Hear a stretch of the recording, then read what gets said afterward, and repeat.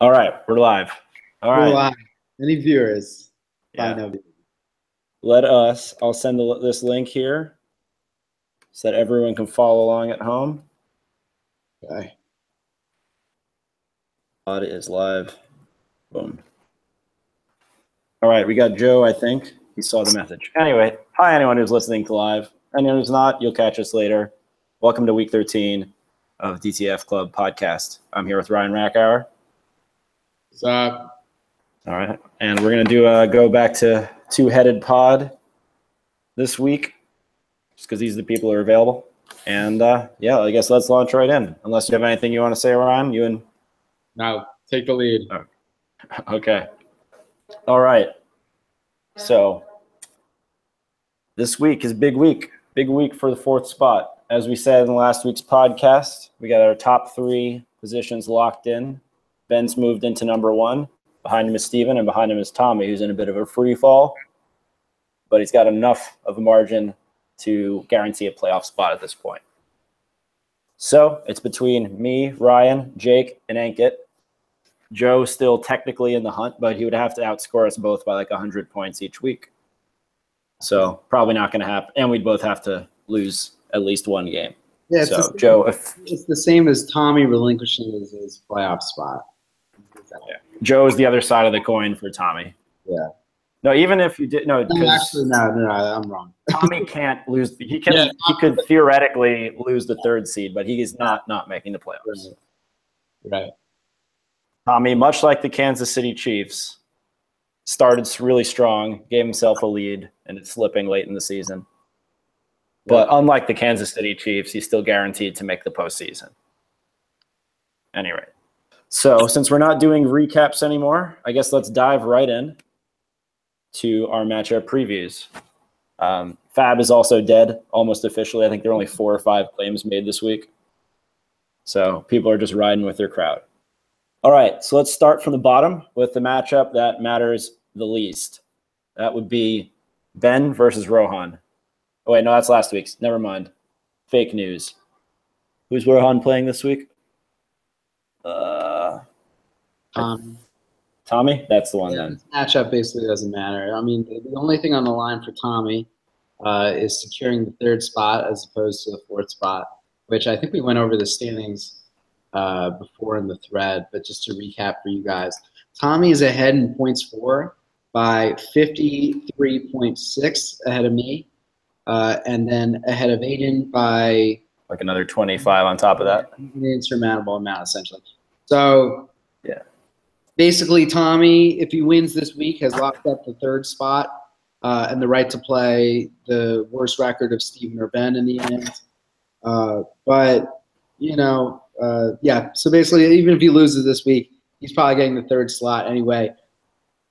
Whether he gets the third or the fourth slot really doesn't mean anything to us right now because we don't know who's going to be in the number one spot. This is true. That's why we're saving the Deion Sanders matchup for last. Yep. But do you want to care to make a prediction on this match anyway, just for those betting at home? Yeah, I don't really care, sir, actually. All right, let's say Tommy's going to win because I want to see how if we can set a record for fewest wins in a season. Well, I will say actually, you know what? It would be nice if Rohan won to make a competitive Sacco race. It's still quite competitive. I mean, there's 4 games left to play in the season, and he's only 2 games behind Oleg, and 3 games behind Ankit and Joe.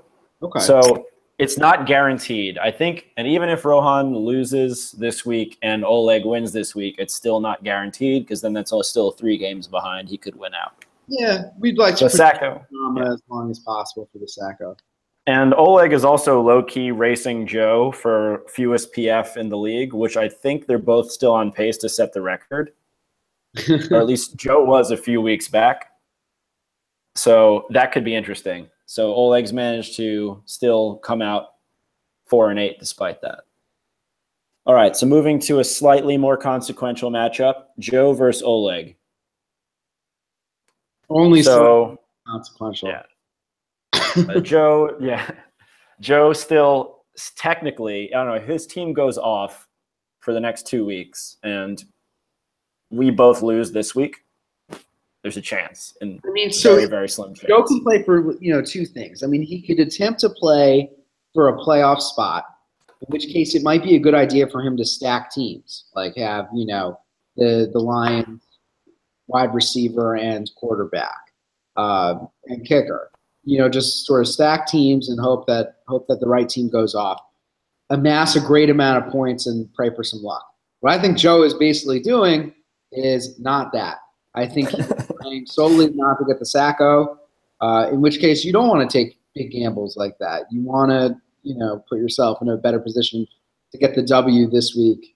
And he's not playing a good team this week, so he doesn't need to stack to get the win and get himself out of Sacco contention. So I think Joe's kind of resigned. I don't blame him. If I were him, I'd resign too. You don't want the face on the wall. Regroup for next year. Maybe don't veto your own trade and go out there Harlan. Yeah, I'm also looking at quick interjection on Joe's team management. He still has $90 of free agent auction money. I don't know what he's saving it for. I don't know if he thought that his strategy was working great.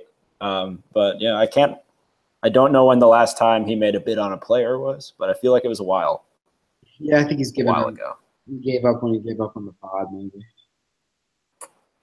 Sad to see. Sad to see legends go down. All right, then moving on. So, should we preview Ben Steven before our matchups? Because our matchups are actually more consequential, or should we save the Battle of the Titans for last? No, I think Ben and Steven earned it. I mean, there's more money on the line in their matchups, in all honesty. I mean, they're playing for first place. They're going to get first place money back. There's no guarantee. Even if any one of the four of us makes the playoffs, we're going to get even third place. So. All right, so we'll preview them last up. Yeah. All right, so let's just jump in. Let's jump in me versus Ankit quick. So you and me are in similar situations this week, both facing a team that's a game behind but still very much in playoff contention. Yep. All right, I can't really give a lot of thoughts on this. I mean, I've been streaking recently, but I feel like Ankit, I'm not really thrilled about facing this team. I feel like he could definitely be the one to end me and my streak. So give me your thoughts on the matchup. Ankit's team could absolutely go off. I've owned two of these guys, so I've watched them almost every week. But Kirk Cousins and LaShawn McCoy both have good matchups. In particular, Cousins is playing a Dallas team that's in free fall. They're demoralized. And Cousins is a beast. He no longer has Chris Thompson. But I think that's a little bit, I guess it's not overrated, but I don't think all his passes are check down passes. I think he throws down the field. And he'll still find ways to amass yards. Brandon Cooks also had a good game last week and the week before. He scored touchdowns in consecutive weeks. Patriots offense is clicking, which is good for Brandon Cooks, but it's actually not so good for LaShawn McCoy. Yeah, they're going to go down early probably. Yeah, I mean, that's why you get the passing back, but yeah, they could just get totally demoralized. But they are at home also. We'll see. Latavius Murray, another former guy of mine, he's had a good last 3 weeks now. The Vikings offense also has been really good. But, so how's the Atlanta defense, though? So we'll see if they can hold up. Yeah, and again, game flow might be an issue there, too, if the Atlanta offense clicks and Julio Jones continues to get throws to him and make amazing plays. That would benefit you, and it would also not benefit Ankit. Evan Ingram is another guy with they're going to have Geno Smith starting. I don't know what the effect is going to be. Can't be good. You can't be like, oh, yes, I have Geno Smith thrown to me now, but, maybe. Probably not. Alfred Morris, Washington, it's the same. Alfred Morris did not have a good week last week. I think it might be a game flow issue again with this.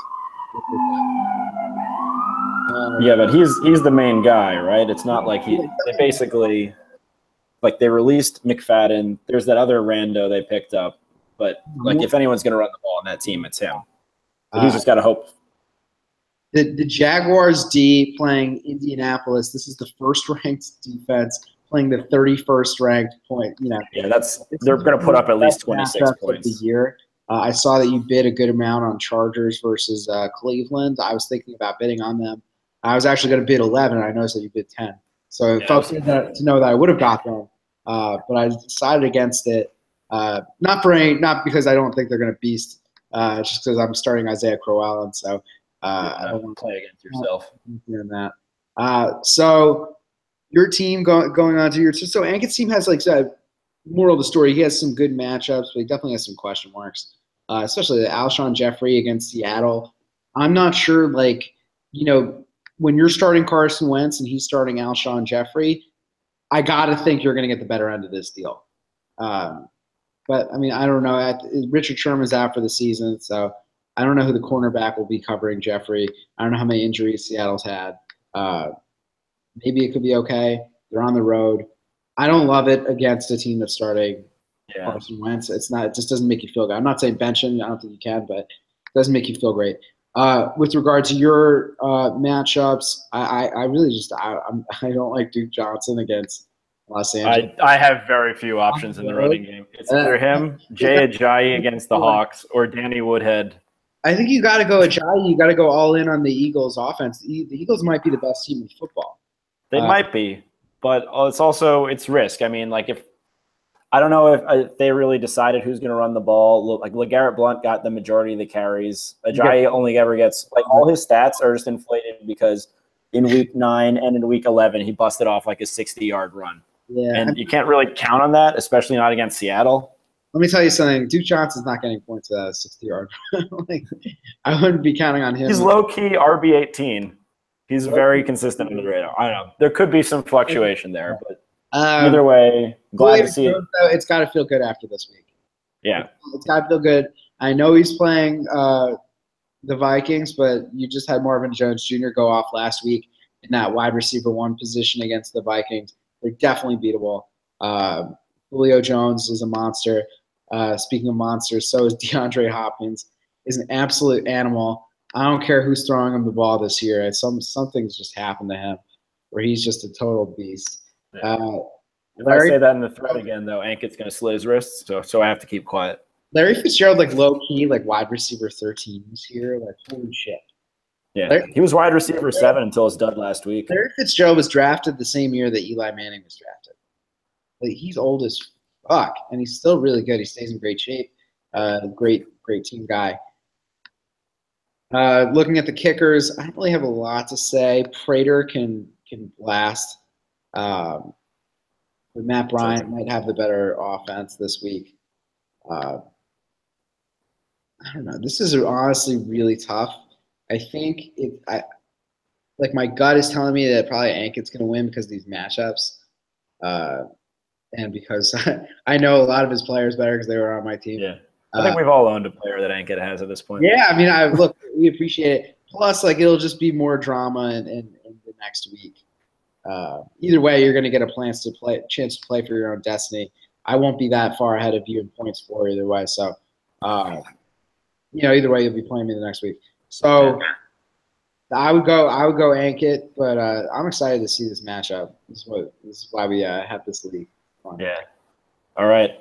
So, it's an Ankit edge there. I would agree, but I can't judge my own team. Yeah, that's great. That's a great move. On the pod. Reverse jinx. Yeah. Moving on. All right. Jake Unchained at For Who the Bell Tolls. All right. So first off, I think it looks wow. Everyone on Jake's team is questionable. He's got 5 question marks. Okay. So this is gonna be another. I'm gonna take a look, but as I remember, I think this is gonna be pretty tight. All right. So we'll start on your side. Big Ben on the road. Don't like it. I know he's been better recently, and he showed me wrong before on the road. At Indy, he did okay, but I don't know. You're supposed to do it. Yeah, since he's all right. All right. Well, I don't love him on the road. He usually sucks. Crowell, like you said, I don't like starting Duke Johnson Jr. I don't imagine you like starting Isaiah Crowell either. It's awful. Yeah, but he's been doing better. So he's been doing better while I didn't play him. The week that I play him, he's going to suck again. It's heartlining. Obviously, Le'Veon Bell's a monster. He's going to have a good week because he gets every touch. I think he's the most yards from scrimmage in the NFL. Adam Thielen also emerging as better than Stephon Diggs. He's emerged. He's a beast. Yeah. Look at his last Jesus Christ. number of weeks. He's a fucking 15.8, 22.6, 18.3, 8.9. But fucking monster. But 8.9 is the outlier for wide receiver. You're doing all right. Marvin Jones, right in the hot hand. Yeah, he's been good. Wow, he's been doing really well. Number 4? Jesus. I got him for like $1 on the waiver wire like 3 weeks ago. So I remember everyone shitting on you for playing him against Minnesota. I don't like him either. I don't want to start him either. But what else can I do? He's number 4 in fantasy. I can't bench him at this point. I mean, Baltimore's a good defense, but yeah, ride the hot hand. Obviously, Gronk against Buffalo is going to be great. It's on the road, though. I don't know. Like, I feel like now's the time of year where you play on the road against Buffalo.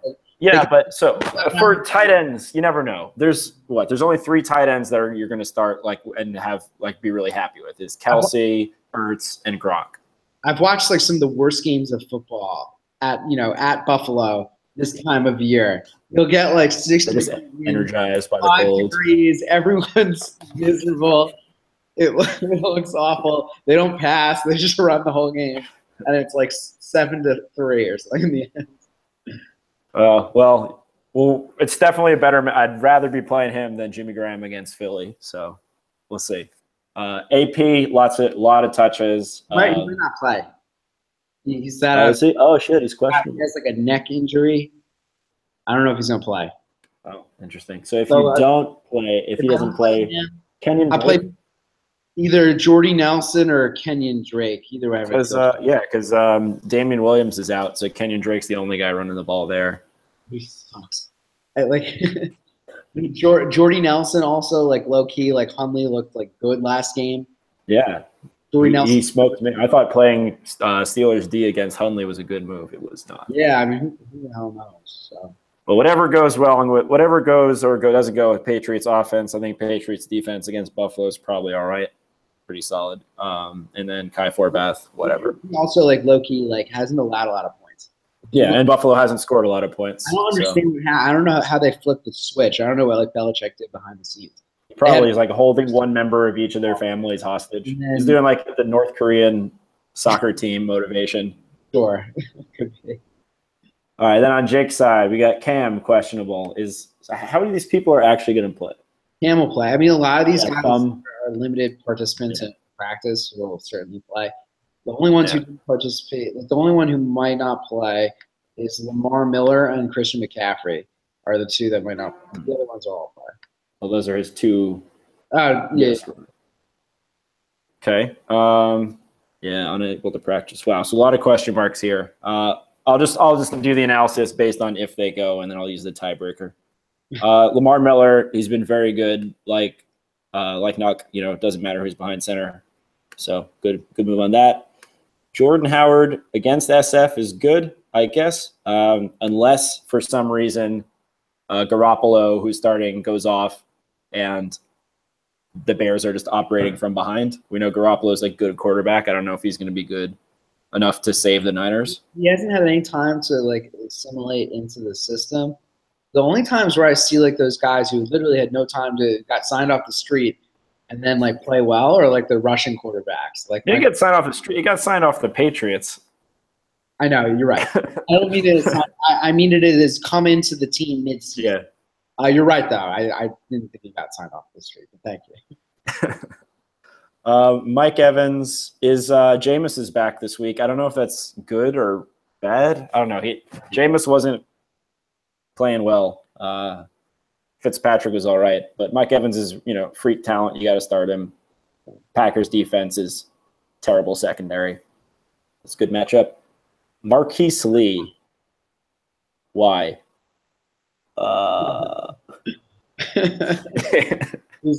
We're starting a questionable Jags receiver.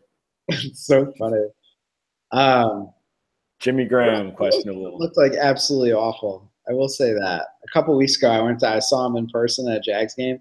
Bortles looked pretty good. He was fine. So I don't know. Okay, and it looks like Hearns might be out again, so he might get more looks if he. Yeah. So. So, All right. it's not a good one. Yeah. Chiefs defense against the Jets at the Jets. I feel like that's a game that the Jets could somehow just slaughter them for some reason. Yeah, I mean the Chiefs are also the Chiefs. Sucks. The defense hasn't been bad, but the offense is not. And Chris Boswell against Cincy, I think that'll be good. Honestly, I think that they might come up short. Big Ben's not going to be top form. Yeah, I was going to say that's like it's a good neutralized move against me.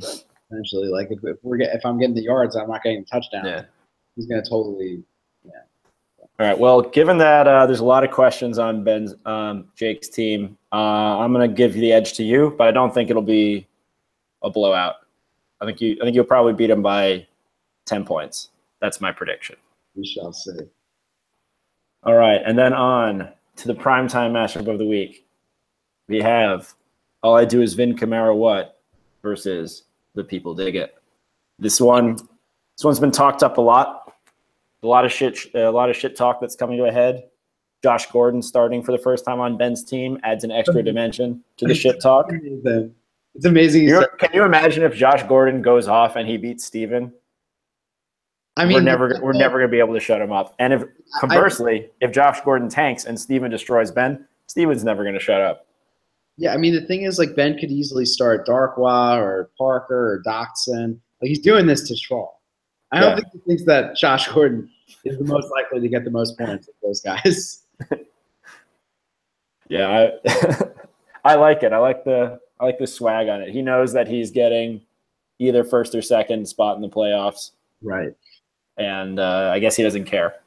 Or he really believes in Josh Gordon as much as he'd like us to think he does. I gotta be honest, I think the second spot in the playoffs is kind of attractive. Playing Tommy first round as opposed to whoever the hot hand is of the four of us, like, I think it's probably the better. Tommy says he has a plan. I'm not sure what that plan is. I think his plan involved Marcus Mariota, which isn't looking like a great plan. I think Tommy was also like, he knew that he needed to get out from being so heavily weighted towards the Chiefs. And that's why I traded Tyreek Hill away. Yeah, it was a good move. More moves. He's got Devonta Freeman, who will be back definitely by that point. Yeah. If he's not back already. Is he back this week? Anyway. Yeah, so it was a good move by him. At any rate, wow. A lot of good players on these teams. Tom Brady versus Russell Wilson. Okay, maybe not. Yeah, I don't know. Steven starting Matt Forte. That puzzles me. If you look at the preview page, I guess like when matched up against Ben's guys, like every single player on Steven. Oh yeah, I saw that. Check mark because they're projected for more points than Ben's corresponding player, except for Matt Forte. Oh, he's matched up against. That's so bad. Rookie of the year, Alvin Kamara. I mean, like, look, I think like just as much as Josh Gordon is like a karma move, like Matt Forte is like the anti-karma move. Yes, this will balance it out. Matt Forte feels like a Steven player. Josh Gordon is the quintessential Ben player. Matt Forte feels like a Joe player. Old running back. Yeah, old running backs. Then I go to the wide receiver, AJ against Keenan Allen. We got Josh Gordon against Stephon Diggs. Kelsey against Ertz, another top two tight ends. Antonio Brown. Oh, yeah, I forgot about why is he flexing it? Antonio Brown against Mark Ingram. Man, there's a lot of good players on these teams. Yeah, it's probably the time. Yeah. I don't love the defenses being started on either side. I really like that they're against each other though, because that's going to be very fun to watch. I mean, like, but it's just like they clearly are not taking this game seriously. Like, they own both these defenses for playoff stuff, and they didn't want to drop a roster spot. Yeah, I don't understand why you wouldn't pick up Chargers against the Browns unless they didn't want to ditch their roster guys. So. Or Ben has the Bears against the Niners at home. I would do an untested quarterback at home, and the Bears has not been a bad unit. Yeah, I don't know. I probably wouldn't. Guess, there's always the risk that Garoppolo goes off. Yeah, I'm excited for this Lions-Ravens game. So a lot is going to be decided during this game. Definitely. Every touchdown is going to be shit talk. All right, so which way are you leaning? The projections are favoring Steven, but I don't know. I think oh man, this is tough. I might be interested. I want to see the streak keep going, so I'm going to give it to Ben. I think Antonio Brown could easily have a monster game. Alvin Kamara he's been unstoppable recently. He hasn't posted a game. Jeez, he's been like almost 20 points in the last 4 games or more. 30 last week. Jesus. Keenan Allen against the Browns defense. He's been rolling. And then on Steven's side, maybe this is the week Fournette returns to form. But it's been a bad run for him. Actually, a lot of questions. Yeah, a lot of questions in the run game. I mean, he had a good game 2 weeks ago. Yeah, so we got Forte. I don't know if he's going to play. I don't know if the game scripts can even allow the Jets to run the ball. And Ingram, Kamara, that's another big decider. So it's going to see. I think the game flow of the Saints will also be a big decider for this match. Are they going to give goal line work to Ingram? I think like Kamara gets touches regardless of game flow. I think for Ingram it's a bigger difference. Yeah, because he's got Ingram's just like they punch it in with him. Kamara's got receive. He can bust off big runs. Yeah, he's definitely the one I'd rather own right now. So that's the reason. For that reason, I'll give it to Ben. Keenan Allen's been an absolute monster the last 2 weeks. He looked like a fucking beast during Thanksgiving. Yeah. Oh my god. On the flip side, Stephon Diggs has not looked like anything dangerous since week 4, I would say. AJ, he was all right against Washington, 13.8 points. Yeah, he's all right. Expect 4 catches. Yeah. I would go with Ben. I just think he's got the more talented squad. Russell Wilson just a hair above Tom Brady. Alvin Kamara, better than Fournette or Ingram. Carlos Hyde, I think, sucks, but I also think Matt Forte sucks. And then I like Ben's receivers better. I like Keenan Allen and Antonio Brown better than AJ Green and Stephon Diggs, respectively. The tight end, I actually might prefer Stevens this week, especially against the Jets. Yeah. Defense, I would prefer the Lions probably. I think the Lions offense looked good that last week against the Vikings defense, which I think is pretty decent. So I'm not sure the Ravens are going to fare any better. Kicker doesn't matter. Both kickers playing good offenses.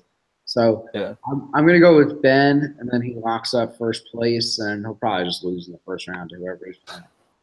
Choke. But it'll be nice for him. And then he can keep talking about his records for most consecutive wins or least championships or whatever. All right, so we're both picking Ben. By pod logic, that means Steven's going to win. Of course. And that's what the projections would suggest. All right, so after this, so now we've done the review. So though that matchup really doesn't matter again. The only matchups that really matter are yours and mine. And then we face each other next week. Yes. This is going to be exciting times. The only way it's not going to be exciting is if I win by a lot this week and you lose by a lot this week. Yeah, because then your spots. Not just the margin of victory, but also just the amount of points scored. Because then I would need you, even if I beat you, you would still lead in PF. I mean, I think I'm up by like 23 or something right now. Yeah. So, I mean, really, you can't let the margin grow too much. Anything probably above 40 or 50 is going to be really tough to overcome.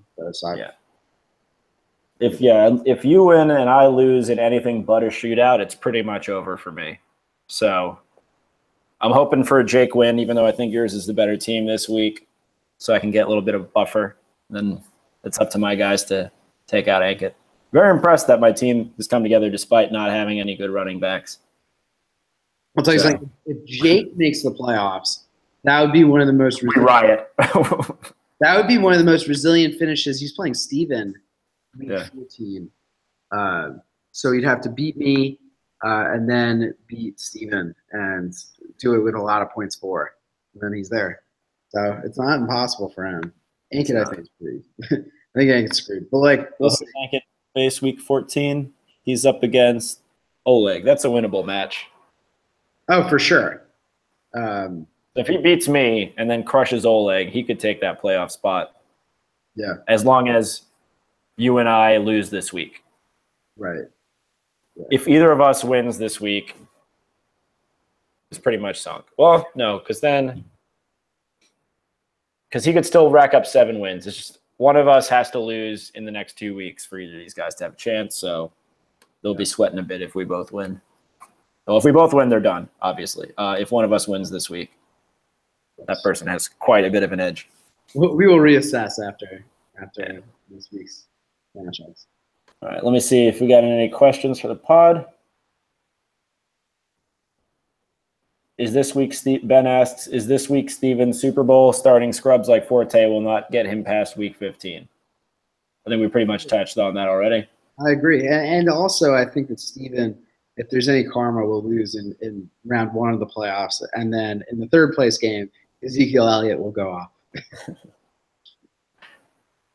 The stash. If he comes back for the final, Steven Ben final with Zeke back would make it a very competitive game. I hope Aaron Rodgers comes back too. A-Raj money. All right. Anything else we got to cover, or should we call it a quick pod? No, let's call it a quick pod. Everyone will enjoy that. Yeah. All right. Keep it efficient. 2 guys, 1 pod. Hope everyone enjoys. We got a lot of good matchups coming up this week. I'll be probably not very active on the thread because I got last few days before my thesis defense.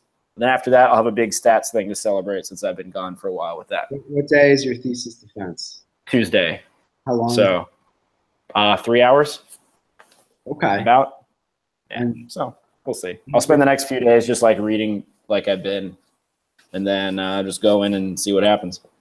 They're going to hammer you with questions for 3 hours, or will it be like 1 or 2 questions and then be like, all right, you're free to go? Like, it depends. So I think I have to give like a 15-minute talk at the beginning where I just kind of introduce and like summarize. I just kind of just do like a verbal abstract. Then open the floor. They ask me questions, and if that goes well, like if they like the thesis, there won't be a whole lot of questions. There won't be a whole lot of hard questions, and then they might just be like, all right, we really like it. Why don't we just chat about, future directions for your work and like what you want to do after for like an hour. Do you think, is there ever a situation, I don't know how much you know about this, but like where like one of the judges like doesn't really understand the thesis and asks a bunch of like inane questions like that? It could very well be. I know I've read the work of both of the referees. So like my supervisor chose them. Okay. For their understanding of my work. So hopefully that's not the case. And if that is the case, I hope that they are just too embarrassed to ask the questions and they let me go early and pass me instead of being like, well, I don't know. So we'll see. Best of luck. All right. This week, I hope you win. Thanks. I'll let you guys know. I'll be in the UK watching football on Sunday probably just to de-stress. Amen. All right. Peace out, guys.